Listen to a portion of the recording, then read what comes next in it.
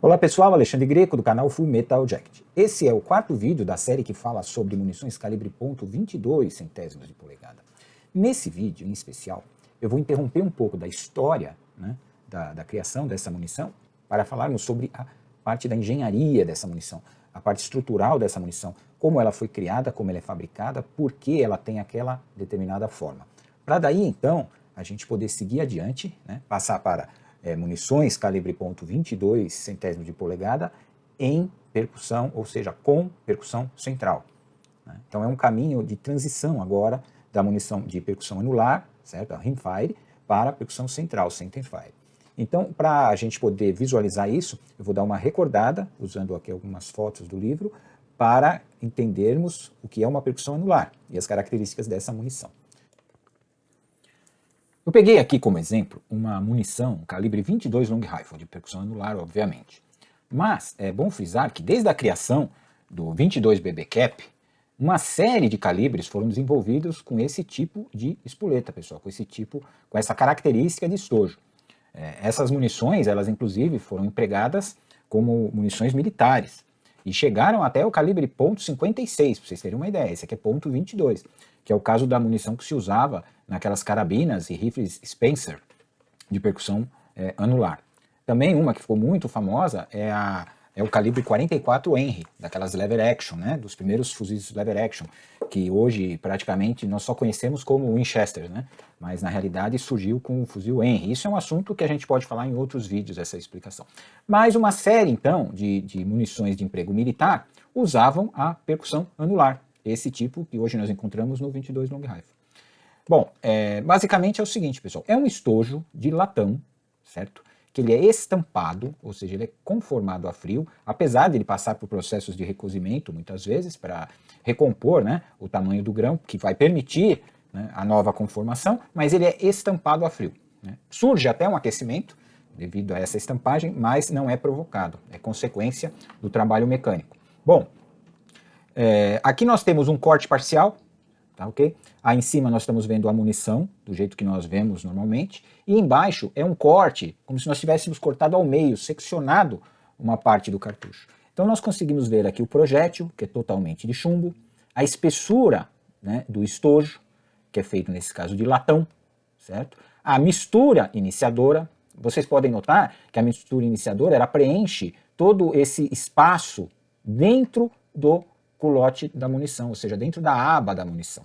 E aqui nós podemos ver, aqui eu representei nesse desenho, o propelente, que está em verde, certo, pessoal? Como funciona essa munição de fogo circular, a rimfire, que o americano chama? Quando você comprime essa parede externa do latão sobre a mistura iniciadora, que é um autoexplosivo, ela detona, ou seja, ela explode, gera calor suficiente para incendiar a pólvora, o propelente, que começa a queimar, numa velocidade bem menor do que a velocidade de queima da mistura iniciadora.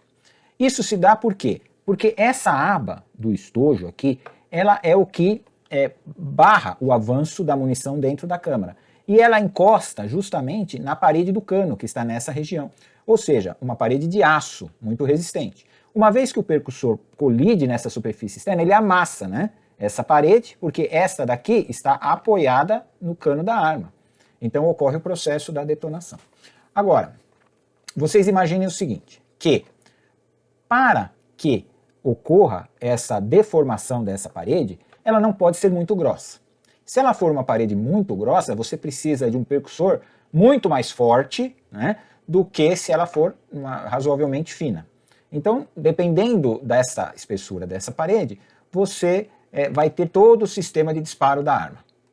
E com o aumento, durante a Guerra da Secessão Americana, por exemplo, que foi muito empregada essas munições de percussão anular em calibres militares, o martelo, o cão das armas, tinha que ser muito grande, muito pesado, para garantir a deformação dessa aba. E, obviamente, conforme esse calibre ia aumentando, essas pressões internas também iam aumentando. Então, devido a você ter um conflito aqui de critérios para a adoção dessa espessura. O conflito começa onde? Quando você precisa ter uma parede dessa relativamente fina, para que seja deformada pelo percussor, mas também você precisa ter uma parede dessa relativamente grossa para suportar a pressão do propelente que aqui e você aumentou o seu volume, como você aumentou o calibre. Então, esse ponto ele foi avançando até um ponto máximo, né? Esse ponto máximo foi o que determinou realmente a mudança dessa munição de percussão anular para a percussão central. Porque o estojo de percussão central ele é um estojo mais grosso, ele tem um culote super reforçado. Então você começa a ter mais segurança e confiabilidade na percussão, o que você não tinha com esse sistema de percussão anular para diâmetros grandes, calibres grandes, pressões maiores, certo, pessoal? E com o surgimento depois, no final desse século, da pólvora sem fumaça, à base de nitrocelulose, etc., aí mudou completamente de figura, né? Porque aí você alcançava pressões muito maiores.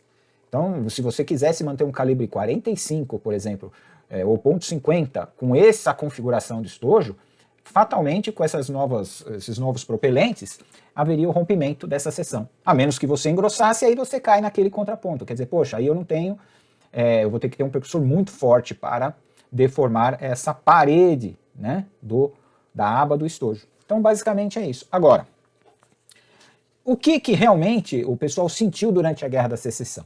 Eles sentiram que uma munição, calibre .52, por exemplo, ou .45-70 rimfire, ela era uma munição muito grande, né? E ocorria que se essa munição caísse ao chão e colidisse essa parte aqui, muitas vezes ocorria a detonação da espoleta. Então ficou uma munição até perigosa. Devido à sua grande massa caindo ao chão, podia deformar essa parede, né, bater essa quina e detonar.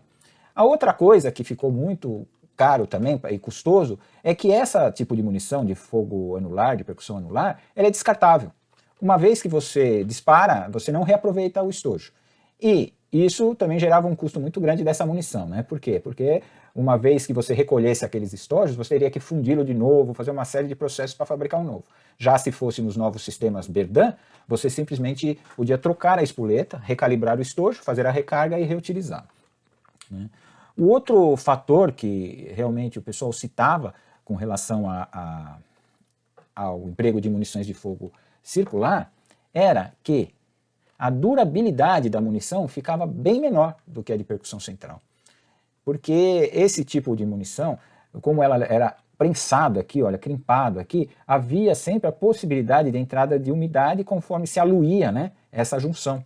Então, para o uso pesado, que o pessoal carrega a arma e depois descarrega e realmente às vezes não usa a munição, mas ela sofre um abalo nessa região, o que pode proporcionar aqui a entrada de umidade aqui e estragar a mistura iniciadora, né? Então, muita gente, a munição 22 falha muito por quê? Às vezes porque ela é mal armazenada e entra realmente umidade e também o contato aqui do propelente com a mistura iniciadora, com a parede interna de latão, então tudo isso gera uma série de possibilidades de deterioração da mistura iniciadora, certo, pessoal? Então isso é só umas colocações técnicas, né? Agora, obviamente, a construção de um estojo desse de percussão anular é muito mais barato, consome muito menos material e muito menos operações, né, de máquina para a sua fabricação.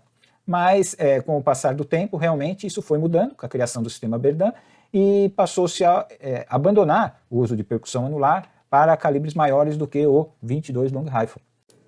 Pessoal, vou interromper o vídeo aqui para não ficar muito longo, porque eu estou com dificuldade de subir esses vídeos no YouTube.